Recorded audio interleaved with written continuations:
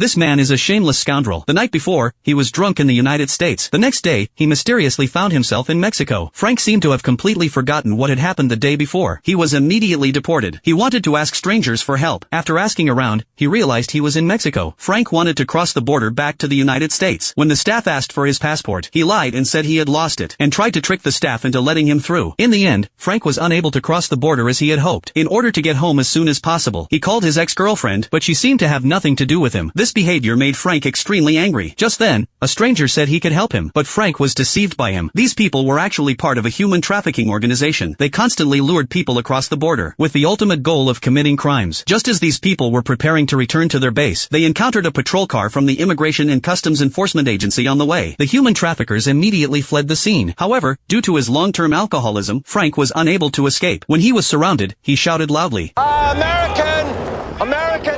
I'm an American! Whoa! Frank, who had been driven back, found this man again. After his constant pleas, the man finally agreed to help him find another way. Frank was then taken to the local gang's territory. The man in front of him told Frank that he had a way to send Frank back to the United States. But before he could say much more, Frank's pants were pulled down. After a thorough examination, the gang leader seemed satisfied with Frank. After a series of preparations and modifications to his documents, Frank quickly obtained a legitimate identity. However, unexpectedly, they wanted Frank to transport a batch of contraband into the country. Frank was not surprised by their request. That afternoon, Frank once again arrived at the border. After multiple document verifications, the staff finally let Frank through. Waiting for him on the other side was a fiery woman. Upon further inquiry, it turned out that Frank had stuffed 4 bags of contraband into his body. Such a feat had never been seen before. Frank finally returned home that evening, and the long-awaited atmosphere made him feel very warm.